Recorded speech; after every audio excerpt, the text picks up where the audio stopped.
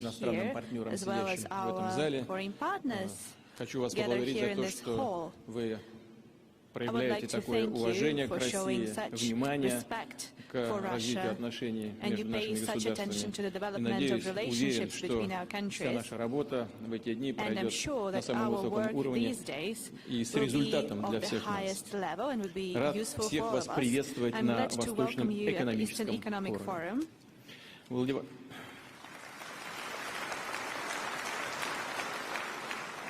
Владивосток – столица Приморья, а теперь и всего Дальневосточного федерального округа России в 5-й раз собирает глав ведущих стран Азиатско-Тихоокеанского региона, крупнейших инвесторов, бизнесменов, представителей общественности и экспертных кругов. В этом году мы принимаем свыше 8,5 тысяч участников из 65 стран. По сравнению с первым форумом, его представительство увеличилось более чем вдвое. Видим в этом убедительное свидетельство растущего интереса к российскому Дальнему Востоку, к тем возможностям для сотрудничества, которые предлагает этот, без всякого преувеличения, колоссальный регион. Сила, конкурентные преимущества Дальнего Востока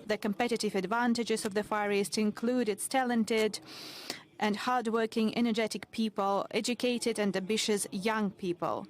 Those are new centers of science, industrial growth, and industries of the future. Those also include the rich reserves of natural resources, broad logistic opportunities such as the Northern Sea Route and other trans-Eurasian routes. And finally, that's the proximity with the fast-growing economies with the most dynamic region, that is the Asia-Pacific region. Naturally, when we adopted the long-term strategy for the development of the Far East in the middle of the 2000s, that is 15 years ago, we focused on the maximum degree of openness for the region, for it to be closely integrated into the economic, transport, educational, and humanitarian space of the Asia-Pacific region, and if we look at it more broadly, of the whole world.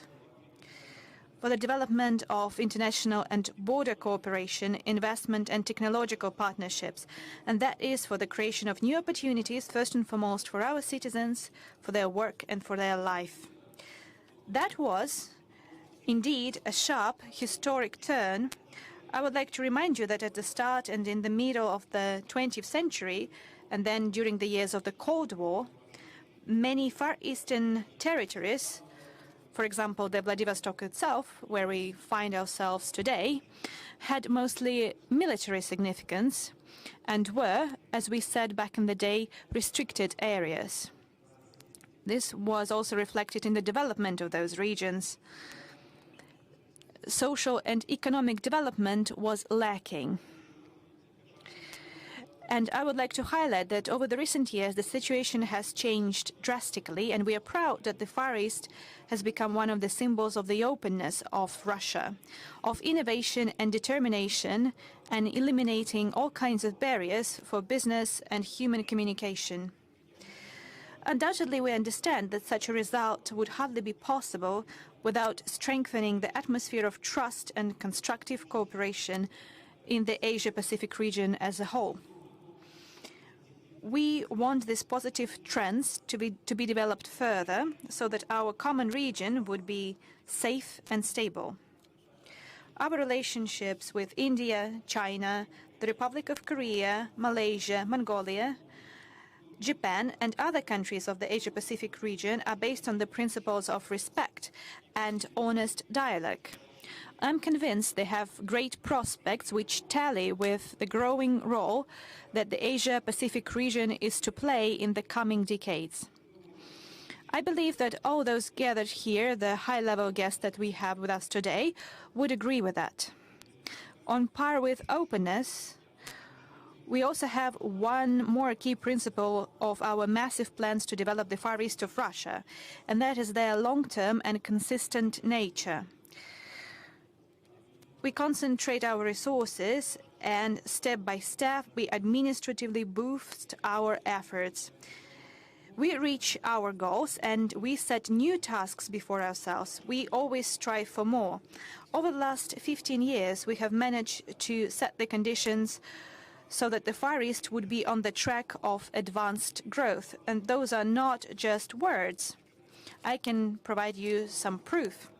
A great beginning for such a work was the preparation for hosting the APEC summit in Vladivostok in 2012. We have invested great resources in modernizing transport, business, and educational infrastructure in the city, in improving the capital of the region as a modern, dynamic city for people, as one of the scientific and educational centers in the Asia-Pacific region. Of course, we understand that a lot remains to be done, but we have also achieved a lot. And then, based on our achievements, we will launch major infrastructure, transport, industrial projects. And at the same time, while we try to improve business climate in our country, we have also proposed drastically new, in many aspects, unique instruments of support for business in the Far East, which are globally competitive. I would like to address all our colleagues who are going to invest in the Far East of Russia. Please use these opportunities. You should study them once again. Those are not just promises. This is actual practical steps which already function. So in the region, we have 20 priority development areas for social and economic development with special conditions for industry, preferential tax treatment, and government support measures. We have already 369 registered residents there, and they have struck deals for more than 2.5 trillion rubles, and they have, we will provide more than 60,000 new jobs. They have already invested 344.8 billions of rubles in investment and created 19.5 thousand jobs. Now we have the free port of Vladivostok, which spans across 22 municipal entities, and its purpose is to help the integration of the Far Eastern regions in the economic space of the Asia-Pacific region. They will help to boost our high-tech industries. The advantages of the free port were already used by 1,404 residents that have signed their agreements, business deals, for 700 billion rubles, and they are going to create 68,000 jobs. They have already invested 95.2 billion rubles and created more than 10,000 jobs. This is a fact. And in overall, thanks to the measures of support, starting from 2015, the investors have already invested 612 billion rubles into our economy, and they have launched 242 production facilities and created more than 39,000 new jobs. As a result, we have the growth of industrial production in the Far East. It currently stands at 23% over the last 5 years, and this is 3 times higher than the average in the country. The center of new competences, exchanges between the young people and international cooperation, bold experiments in educational, science, new technologies. That is the Far Eastern Federal University, where we are gathered here today, as we are always gathered for this forum. And last year, 20,000 students studied at the university, and among them 3,500 foreigners from 74 countries of the world. More than 200 professors from abroad are teaching at the university, and we plan to further develop research infrastructure at the university, including the mega science lab construction. We can be sure that the university in the future will be a part of the backbone of the joint educational space of the Asia-Pacific region. Dear friends, at the previous Far Eastern forums, we have talked about the significance of the Far East for Russia, about our plans and tasks to develop it, of the instruments of support for business,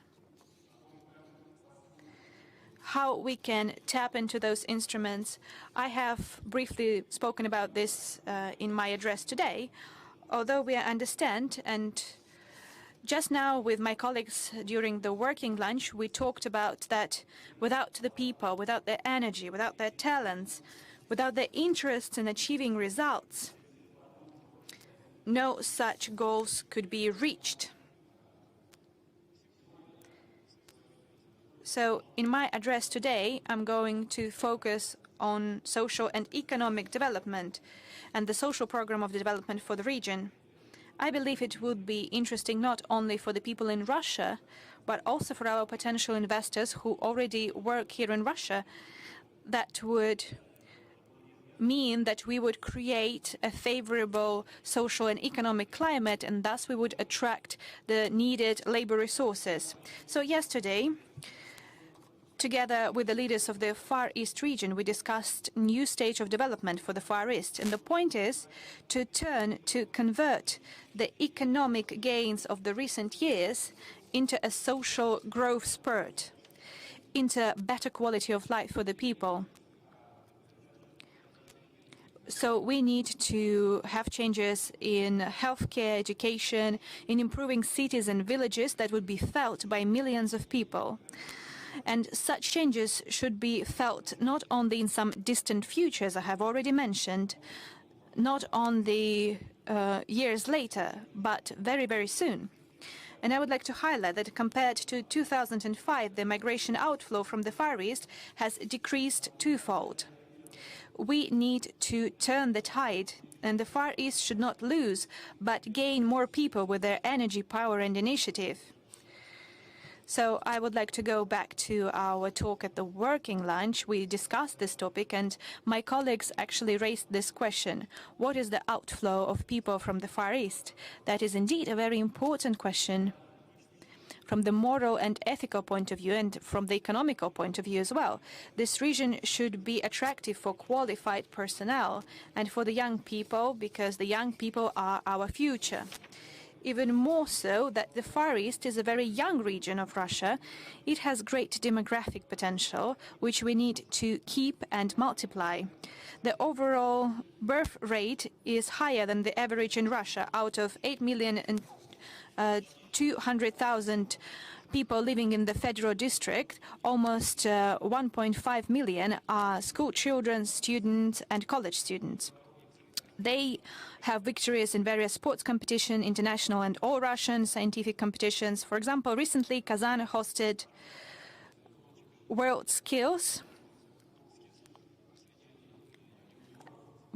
Junior, and the gold medal was won by the 9th grade Andrei Mishkov from Ulan-Ude. He was the best when it comes to information technologies, and once again I would like to congratulate him on that.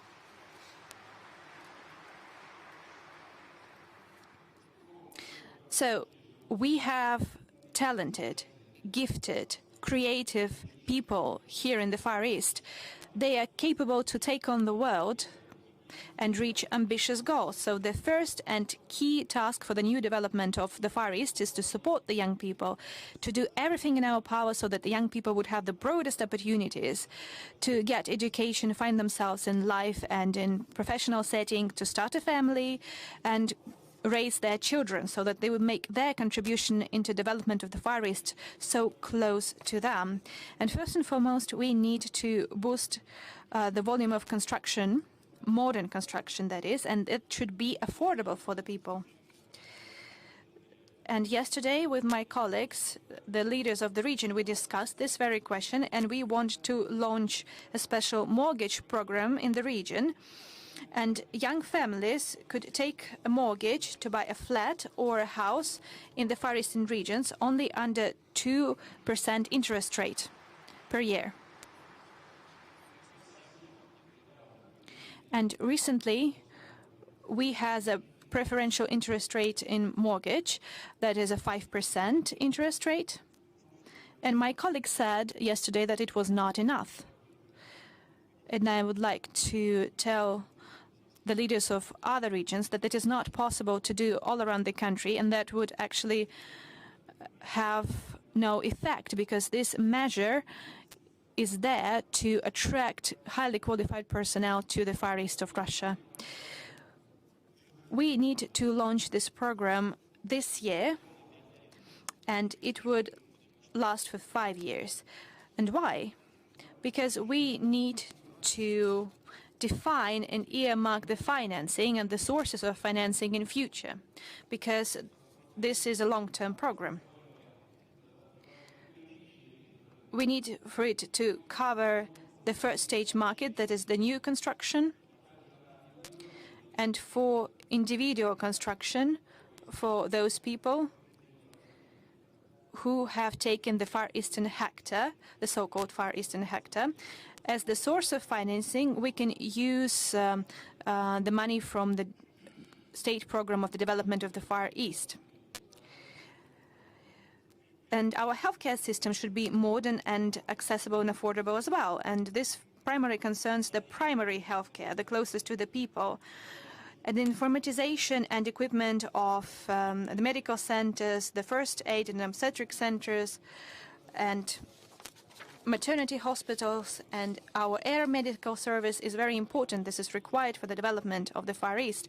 We have observed this all over Russia, but here in the Far East, we need to create a truly efficient healthcare system which could be comparable and even would be better than the traditional practices and standards. This is not a thing we can do in a day, but we need to start today and start with the innovative pilot projects.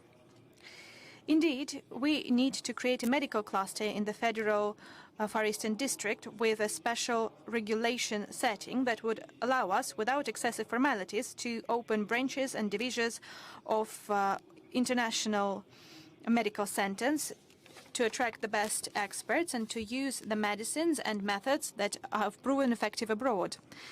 This should function within the framework of the Russian jurisdiction.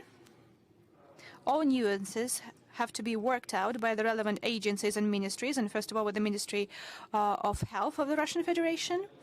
I have said multiple times that for the Far East we need to have special measures, advanced mechanisms and flexible instruments which take into account the peculiarities of those massive areas and the demands of people who live here. We have decided to be experimental, innovative when it comes to economy, attracting investment, and we have yielded a quite positive result, as I have already said.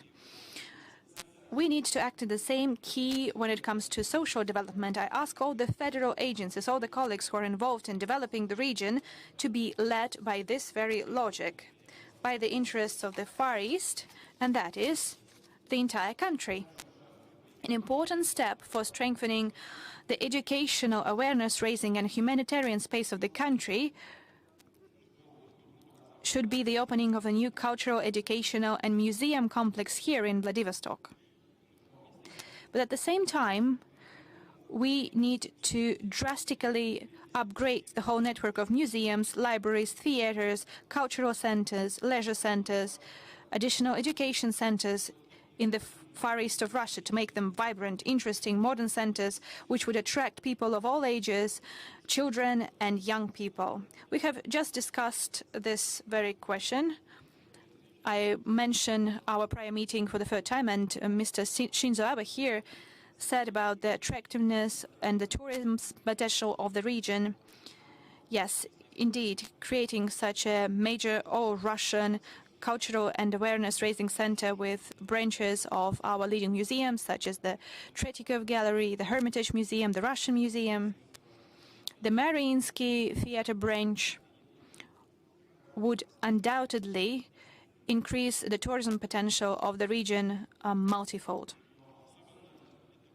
It is especially important, that is, development of culture for the small cities here, and I would like to give you a few numbers. Out of 1,834 populated areas of the Far East, 1,614, those are areas where less than 1,000 people live, more than 5 and less than 1,000, and the distance might reach up to hundreds of kilometers. So we need to take that into account as well, and we talked about it with the leaders of the region. We need to adapt our all-Russian programs, such as county doctor and county teacher, to the conditions of the Far East. For example, we might increase the payments for physicians, physician assistants, teachers, especially those who come to the very small villages in the Far East. We can increase those payments compared to the average in Russia for the Far East twofold. And undoubtedly, we need to think about the future. It is closely linked to the young people and children today who love their region, who want to live and work here. They need to receive quality education regardless of their income and their status. That is why we need to provide employer-sponsored education and special budget-financed openings for highly required specialties, so that the young people would be sponsored by the budget, but also by the potential employers, and they could be certain that jobs await them and they would be guaranteed to get a job. And the young people and people of all ages should have the opportunities to access distance education, as well as telehealth, information resources, and electronic public services, digital platforms and services which open up new horizons for the creation and launching of their own business. I would like to remind you that more than half of internet users of our planet live in the Asia-Pacific regions, and that is why the Far East should meet the standards of the digital infrastructure which are set in the world, including the high-speed internet coverage. I would like to ask the government to take that into account when implementing the national program Digital Economy of Russia. We need to have a digital environment which is comparable to the scope of challenges of our time and rapid technological advancements.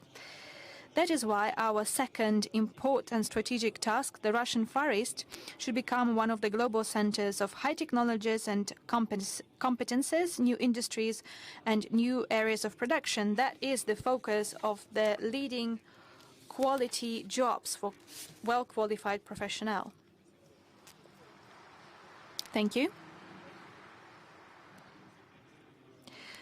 And first and foremost, for the people living in the Far East, for those citizens of Russia who live here in this region. And this is our principled position. We have the groundwork laid for that. And here on the Ruski Island, we have a massive innovative cluster. We are also advancing our space industry around the spaceport of Vostochny. Aircraft construction and gas processing is also developing here, as well as chemical industry. We are continuing to create the Zvezda shipbuilding plant, and we are going to focus on increasing the exports of deep processing products. Again, this is our principled position, and I would like to draw the attention of Russian and foreign investors to this, the residents of advanced development areas and the free port of Vladivostok. So we increase the export taxes for roundwood, for example, but at the same time, we are ready to back products including on the markets of third countries. In the same logic, preferences and support in exchange for deep processing will be used in other areas, including maritime resources and mineral resources.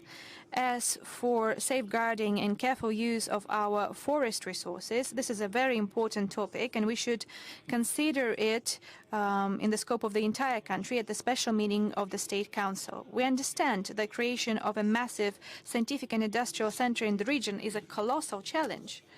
At the same time, this provides us great opportunities, and it's indeed very broad. So the benchmark of demands when it comes to efficiency of our measures and solutions should also be on par. At the same time, this involves the economy of the future, the support of young teams who implement disruptive ideas and solutions. All around the world, startups led by young people are a massive locomotive force for technological development, so that the number of startups would not only go up, but so that they would grow and turn into medium-sized and then into large companies.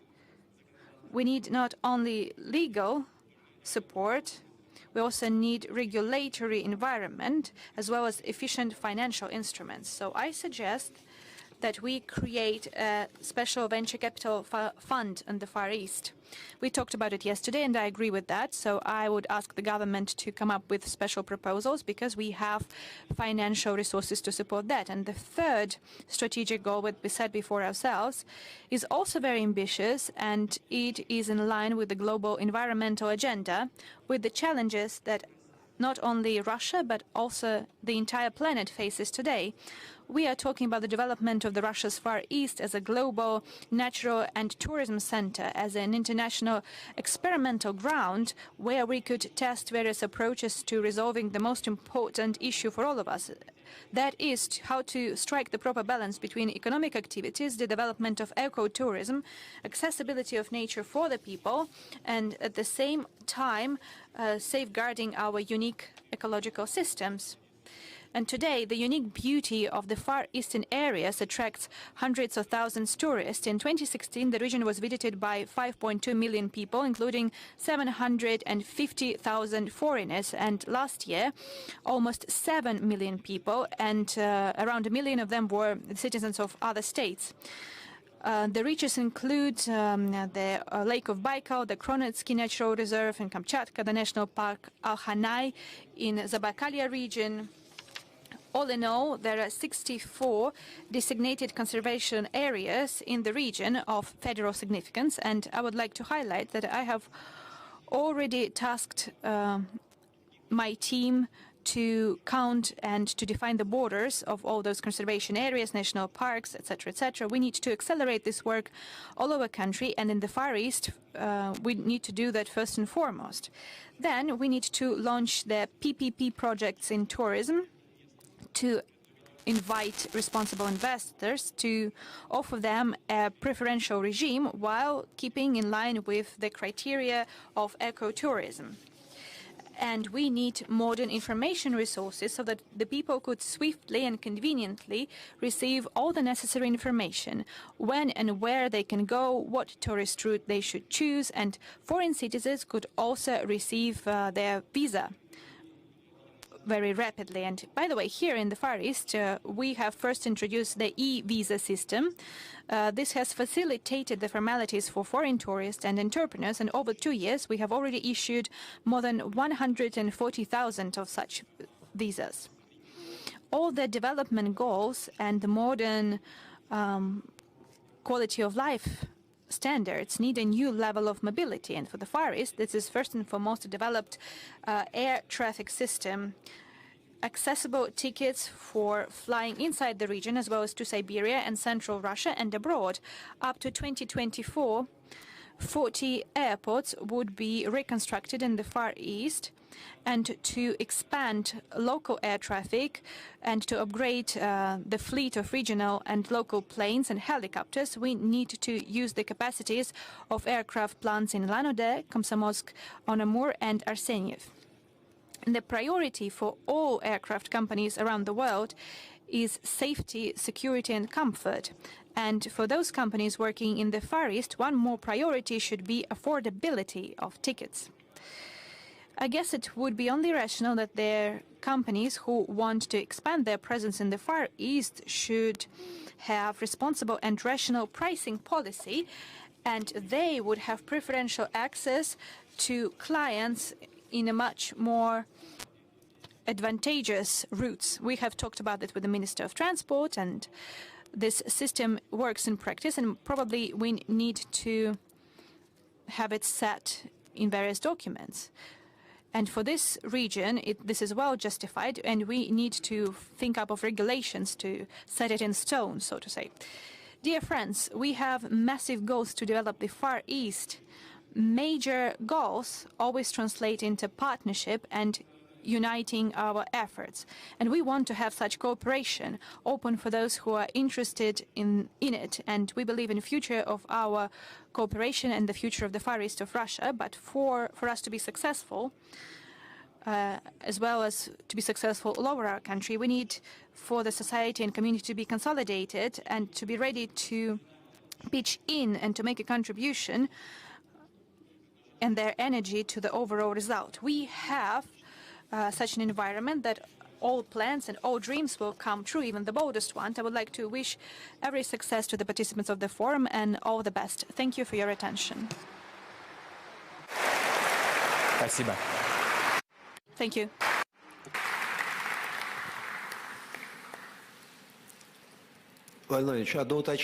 Mr. President, if I may, just a short clarification. Almost in one sentence, you managed to identify the key drivers of development, the true diamonds, I would say. Komsomolsk and Amora producing the most modern planes, more factory, and the Zvezda shipyard, and the advanced development territories. By saying that, do you believe that foreign investment might also go to such venues like Zvezda shipyard and the space launching facility? Certainly. Speaking of the airplanes factory, they already exist and there are foreign investments in place. We know it very well, and the whole world knows that we have our amazing fighter aircrafts, Su-30 or 34, world-renowned 2+, Su-35, and the 5th-generation aircrafts 57. But Superjet, Sukhoi Superjet, is something that has been produced by us together with our Italian and French partners. We are working on that, and we are open for foreign investment. We have nothing to hide. Although we do have something to hide. Yeah, but we'll be very cautious in closing the type of information that is stated. We're discussing who should be the one constructing the next stages of it. But generally, this space launch facility is designed to do the launches for civil purposes. We therefore believe it is not just possible to work together with foreign partners. We're very much interested in that type of cooperation, and we very much invite them to participate. We already have joint projects with India in the space area. We actively collaborate on that with our colleagues from People's Republic of China. We have good cooperation with the European Space Agency. And we hope that in the future it would develop even further. We work with the United States as well. We are doing quite a lot of launches in the interest of our partners and also in the interests of the United States. And those launches are planned to be shifted to the Vostochny space launch facility. So I do not see any single area that could be closed for cooperation with our foreign partners. On the contrary, we're very much interested in engagement of that type, including the Zvezda shipyard. We visited it just yesterday with Prime Minister Modi. Of course, we'll be constructing the most advanced high-tonnage vessels, and there will be all type of services that are suitable for working on the shelf in the Arctic zone, and in particular for transportation of LNG and oil products, any type of cargoes and freight. And yesterday we discussed it with the Prime Minister that we'll be searching for opportunities of joint work. Probably there might be some specific vessels that be constructed here. It is an international cooperation that is flourishing in this way. So some of the vessels could be built in Russia, while some of them might be completed at the shipping yards in India, and a renowned leading Russian company in the area, Rosneft, an oil and gas company, is the owner of one of the largest processing facilities in India. They purchased the controlling stock lately, one of the biggest refineries, and that includes one of the largest seaports in India. So we have a lot of potential points for cooperation. There are no issues that are closed for cooperation. On the contrary, we're very much interested in that. Thank you. Before I give the floor to Prime Minister of India, I'd like to emphasize that President Putin slightly commented on some things that were discussed between him and Prime Minister Modi in a one-to-one meeting. When I took a look at the agenda of the meeting, I thought, think of a situation when an Indian businessman decides to come to Vladivostok, and the shortest journey would be via Korea, and it would take around 18 hours or up to 20 or 23 hours. Obviously, the speed of reaching India from Vladivostok and vice versa would be much faster if that is a maritime route as suggested by Prime Minister Modi between Chennai and Vladivostok. And today we see this type of of high connectivity emerging. Mr. Prime Minister Modi, please take the floor.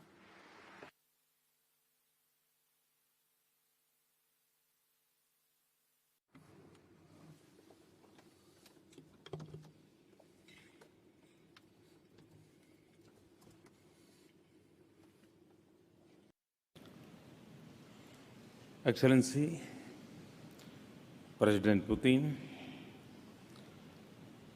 President Batulga, Prime Minister Abe, Prime Minister Mahathir, friends, Namaskar, Dobry Din.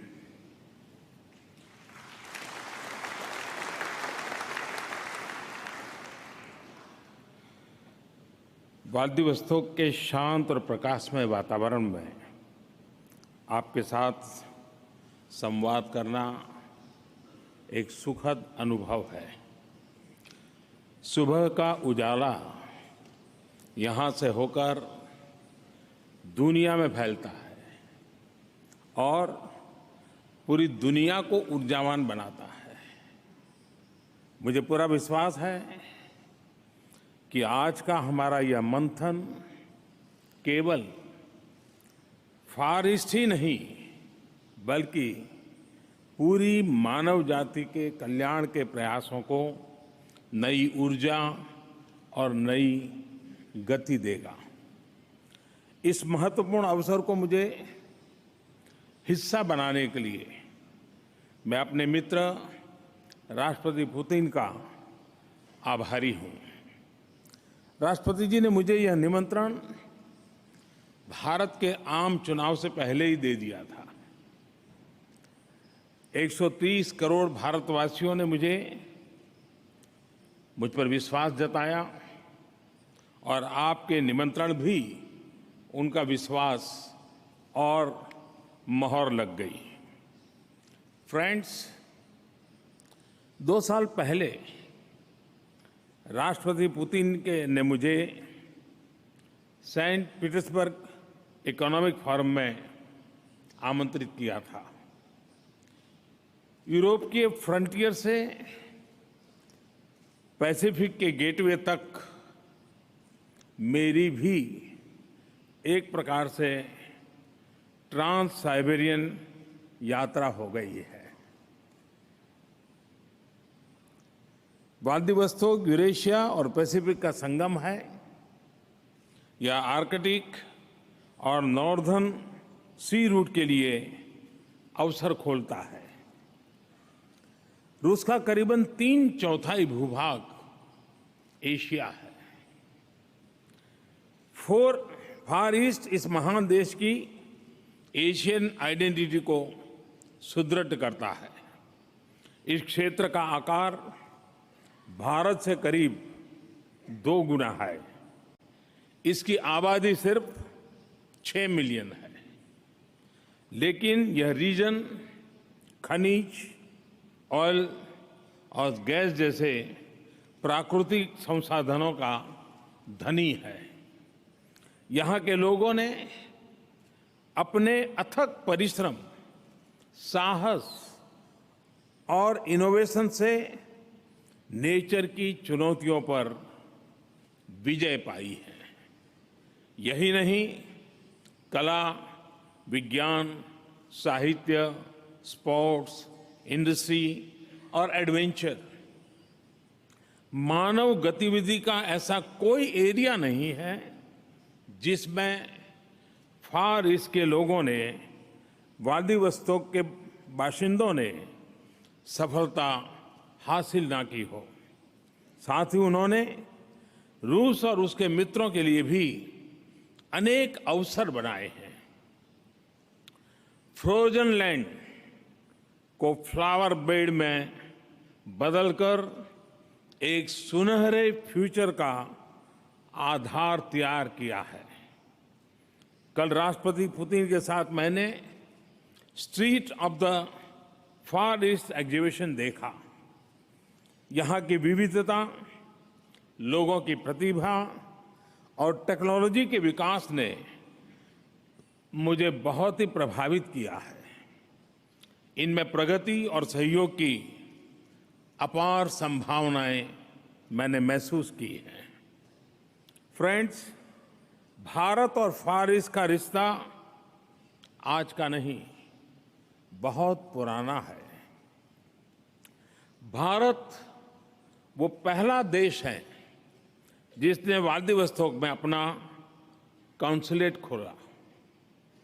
तब भी और उससे भी पहले भारत और रूस के बीच बहुत ही भरोसा था। सोवियत रूस के समय भी जब अन्य विदेशियों पर यहां आने पर पाबंदियां थी, व्लादिवोस्तोक भारतीय नागरिकों के लिए खुला था। रक्षा और विकास के बहुत सा साजो सामान व्लादिवोस्तोक के जरिए भारत पहुंचता था और आज इस भागीदारी का पेड़ अपनी जड़ें गहरी कर रहा है। दोनों देशों के लोगों के लिए सुख समृद्धि का सहारा बन रहा है। भारत ने यहां एनर्जी सेक्टर और दूसरे नेचुरल रिसोर्सेज जैसे डायमंड में महत्वपूर्ण निवेश किया है। सखालिन के ऑयल फील्ड्स भारतीय निवेश की सफलता का एक उत्तम उदाहरण है। फ्रेंड्स, राष्ट्रपति पुतिन का फार ईस्ट के लिए लगाव और उनका विजन इस क्षेत्र के लिए ही नहीं, भारत जैसे रूस के पार्टनर्स के लिए अभूतपूर्व अवसर लेकर के आया है। उन्होंने रशियन फार ईस्ट के विकास को national priority for the 21st century घोषित किया है। उनकी होलिस्टिक अप्रोच यहां जीवन के हर पहलू को, इकोनॉमी हो या एजुकेशन, हेल्थ हो या स्पोर्ट्स, कल्चर हो या कम्युनिकेशन, ट्रेड हो या ट्रेडिशन, हर एक को बेहतर बनाने का प्रेरक प्रयास है। एक और उन्होंने इन्वेस्टमेंट के रास्ते खोले हैं, तो दूसरी ओर सामाजिक सेक्टर्स पर भी उतना ही ध्यान दिया है।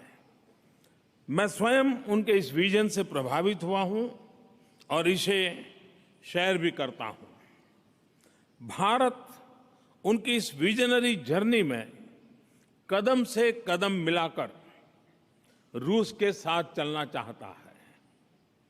मैं अपने अनुभव के आधार पर कह सकता हूं कि फार ईस्ट और व्लादिवोस्तोक के रैपिड, संतुलित और समावेशी विकास के लिए राष्ट्रपति पुतिन का विजन जरूर कामयाब होगा, क्योंकि यह रियलिस्टिक है और इसके पीछे यहाँ के मूल्यवान संसाधनों और लोगों की असीम प्रतिभा है।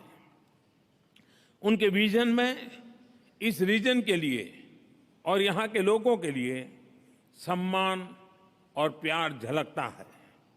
भारत में भी हम सबका साथ, सबका विकास, सबका विश्वास के मंत्र के साथ एक नए भारत के निर्माण में जुटे हैं।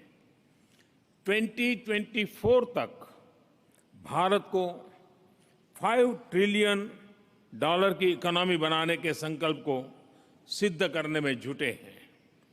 तेजी से बढ़ते भारत और उसकी प्रतिभा की इस रीजन से भागीदारी एक 11 बनाने का ऐतिहासिक मौका है। फ्रेंड्स, इसी मोटिवेशन से हमने ईस्टर्न इकोनॉमिक फोरम में हमारे पार्टिसिपेशन के लिए अभूतपूर्व तैयारी की। कई मंत्री, 4 राज्यों के मुख्यमंत्री और करीब 150 बिजनेस लीडर्स यहां आए। उन्होंने राष्ट्रपति के विशेष दूत, फार ईस्ट के सभी 11 गवर्नर्स और उनके बिजनेस लीडर्स से मुलाकात की रूस के मंत्री और फार ईस्ट के बिजनेस लीडर भी भारत आए। मुझे ये बताते हुए खुशी रही है कि हमारी इन कोशिशों के बहुत ही अच्छे परिणाम आ रहे हैं। एनर्जी से लेकर के हेल्थ, एजुकेशन से लेकर के स्किल डेवलपमेंट, माइनिंग से लेकर के टिम्बर, अनेक क्षेत्रों में करीब 50 बिजनेस एग्रीमेंट हुए हैं। इनसे कई बिलियन डॉलर्स के व्यापार के निवेश की अपेक्षा है। फ्रेंड्स, फार ईस्ट के विकास में और योगदान देने के लिए भारत $1 बिलियन की लाइन ऑफ क्रेडिट देगा। यह पहला मौका है कि हम किसी देश के क्षेत्र विशेष को लाइन ऑफ क्रेडिट दे रहे हैं। मेरी सरकार की एक्ट ईस्ट पॉलिसी ने ईस्ट एशिया को एक्टिवली एंगेज किया है और आज की यह घोषणा एक्ट फॉर ईस्ट का टेक ऑफ पॉइंट साबित होगी और ये मेरा पक्का विश्वास है। यह कदम हमारी इकोनॉमिक डिप्लोमेसी में भी एक नया आयाम जोड़ रहा है। मित्र राष्ट्रों के रीजन्स के विकास में हम उनकी प्राथमिकताओं के हिसाब से एक्टिव भागीदार बनेंगे। फ्रेंड्स, भारत की प्राचीन सभ्यता के मूल्यों ने हमें सिखाया है कि प्रकृति से उतना ही ले जितने की जरूरत है। हम प्राकृतिक संसाधनों के संवर्धन पर विश्वास करते हैं। प्रकृति के साथ यही तालमेल सदियों से हमारे अस्तित्व और विकास का अहम हिस्सा रहा है। फ्रेंड्स, जिन देशों में भारतीय डायस्पोरा है, वहाँ के लीडर्स जब भी मुझे मिलते हैं, भारतीयों के श्रम, ईमानदारी, अनुशासन और निष्ठा की भरपूर प्रशंसा करते हैं। भारतीय कंपनियों ने, कारोबारियों ने दुनिया भर में कितने ही क्षेत्रों के विकास में योगदान किया है, वेल्थ क्रिएशन का काम किया है। साथ ही भारतीयों ने और हमारी कंपनियों ने स्थानीय संवेदनाओं और संस्कृति का हमेशा आदर किया है। मुझे पक्का भरोसा है कि भारतीयों का पैसा, पसीना, प्रतिभा और प्रोफेशनलिज्म फार ईस्ट में तेज विकास लाएंगे।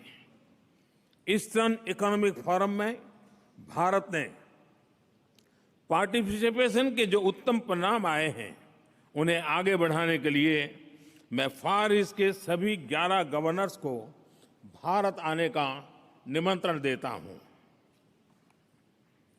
फ्रेंड्स, मैंने और राष्ट्रपति पुतिन ने भारत रूस सहयोग के लिए एम्बिशियस टारगेट रखे हैं।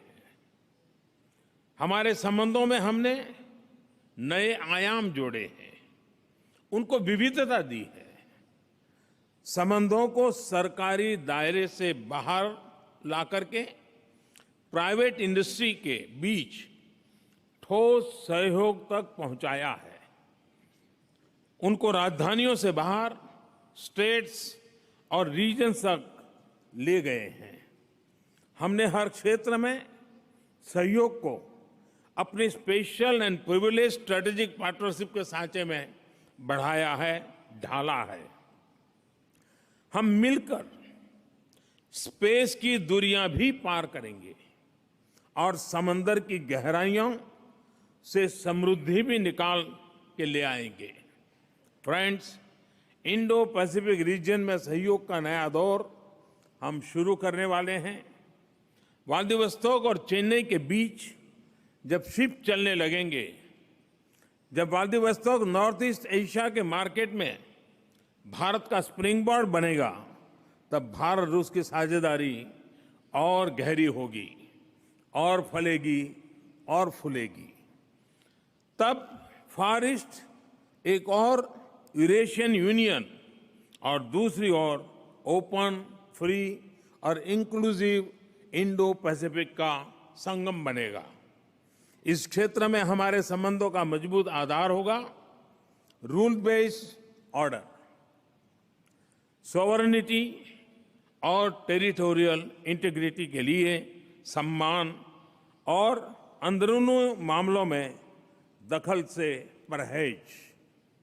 फ्रेंड्स, मशहूर फिलोसोफर और लेखक टॉल्स्टॉय भारत के वेदों के अपार ज्ञान से बहुत प्रभावित थे और यह वेद वाक्य तो उन्हें बहुत पसंद था। एकम सत विप्राह बहुधा वदंती। उन्होंने अपने शब्दों में इसे ऐसे कहा था, all that exist is one, people call that one by different names. इस वर्ष पूरा विश्व महात्मा गांधी की 150वीं जन्म जयंती मना रहा है। टॉल्स्टॉय और गांधी जी ने एक दूसरे पर अमिट प्रभाव छोड़ा था। आइए भारत और रूस की साझा प्रेरणा को हम और मजबूत करें, एक दूसरे की तरक्की में और अधिक भागीदार बने, अपने शेयर्ड रीजन और विश्व के स्टेबल और सिक्योर भविष्य के लिए मिलकर के काम करें। ये हमारी साझेदारी के नए अध्याय की शुरुआत होगी। मैं जब भी रूस आया हूं तो भारत के लिए यहाँ प्यार, मैत्री भाव और सम्मान ही पाया है। आज भी इन्हीं भावनाओं का अनमोल उपहार और गहरे सहयोग का संकल्प यहाँ से लेकर के जा रहा हूं। मैं अपने मित्र राष्ट्रपति पुतिन का विशेष धन्यवाद करना चाहूंगा। हम जब भी मिलते हैं तो बहुत खुले दिल से और बहुत समय लेकर के मिलते हैं। कल अपनी तमाम व्यस्तताओं के बीच उन्होंने मेरे साथ अलग अलग स्थानों पर कई घंटे बिताए और रात के 1 बजे तक हम एक साथ रहे। मेरे लिए ही नहीं बल्कि भारत के प्रति उनके मन में जो प्यार है वो उसमें झलकता है। मुझे यहाँ की और भारत की एक और सांस्कृतिक समानता दिखाई दे रही है। मेरे होम स्टेट गुजरात में बाय बाय की जगह बाय बाय नहीं कहते हैं, बाय बाय की जगह आवजो कहते हैं, जिसका मतलब है आप फिर जल्दी आइए।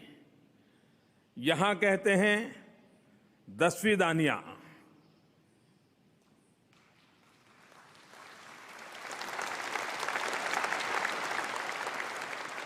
तो मैं आप सबको कहता हूं आवजो, दसवीं दानिया। बहुत बहुत धन्यवाद। स्पासिबा बलशोई।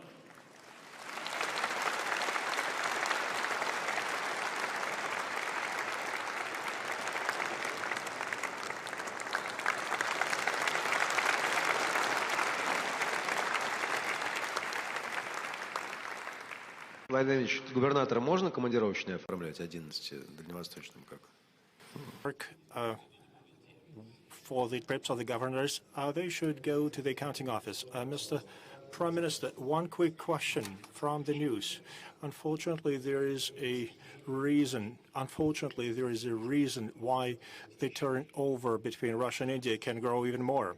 I heard that in the news, Indian people have fallen under the sanctions of the United States. These are the companies that are involved in oil trade. What would you say about that?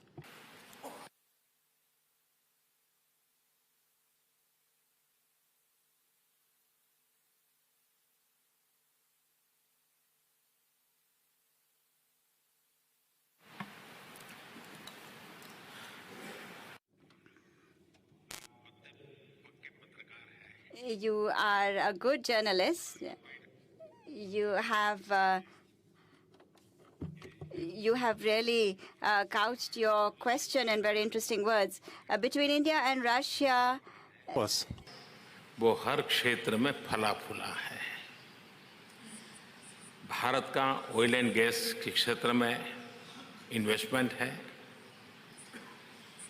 Russia की कंपनियों का भी खास करके technology transfer, defence manufacturing, energy के क्षेत्र में अभी अभी इन्वेस्टमेंट हुआ है। तो हम दोनों देशों के बीच में ऐसी कोई रुकावटें नहीं है।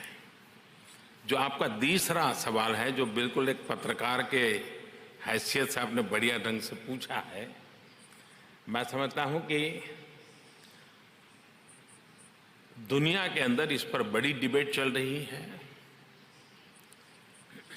कि जिस देश के लिए सैंक्शन लगते हैं उस पर इसका कितना प्रभाव होता है वो एक बात है, लेकिन उसके कारण दुनिया के अन्य देशों पर जो प्रभाव होता है, विश्व की ओवरऑल इकोनॉमी जो प्रभाव होता है, उस पर आज विश्व में गहरी चिंता भी है, चर्चा भी है।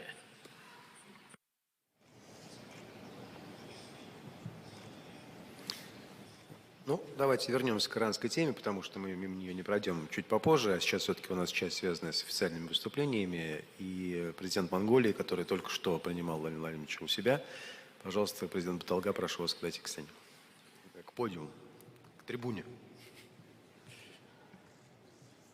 Ну, он может и на подиуме выступить. Посмотрите, как он выглядит. Все-таки чемпион мира по самбо.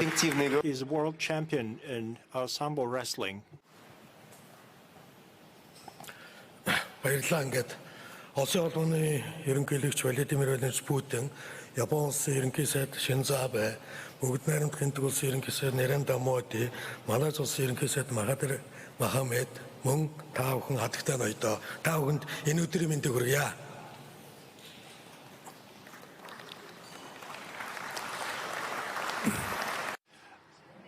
President Putin, Prime Minister Shinzo Abe, Prime Minister Narendra Modi, Prime Minister Mahathir Mohamad. This is the third time that I participate in this forum. This is a great venue for negotiations, and it is a platform for development of the Far East region. It is also a place for collaboration between Asia-Pacific region countries. We have a good tradition that was established during this forum. Leaders of different industries come together to talk about their business and to create new partnerships.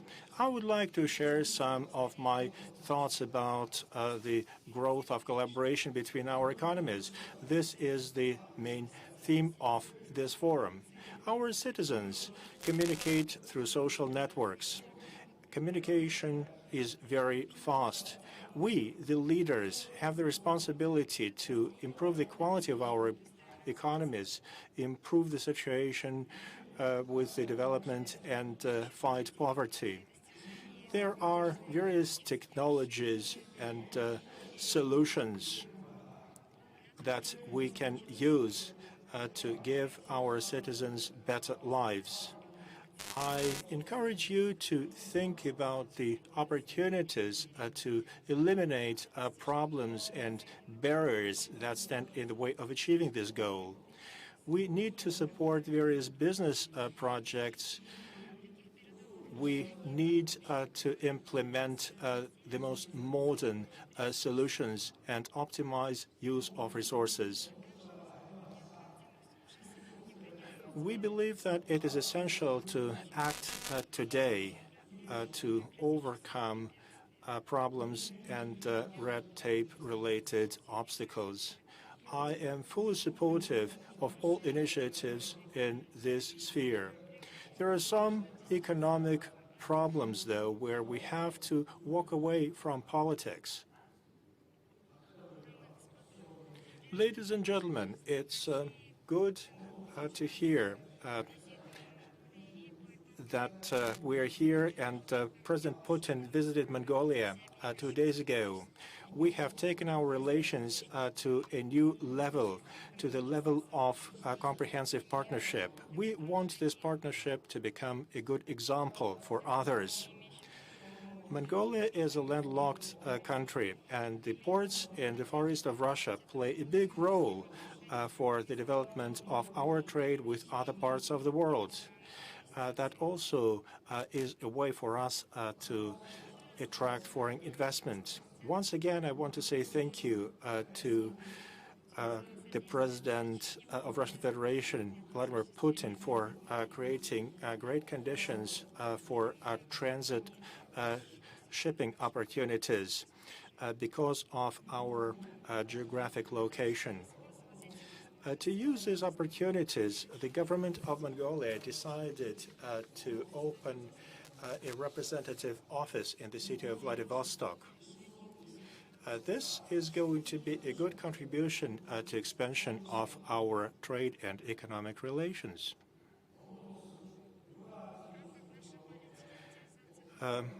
We want to increase trade and collaboration with Eurasian region countries.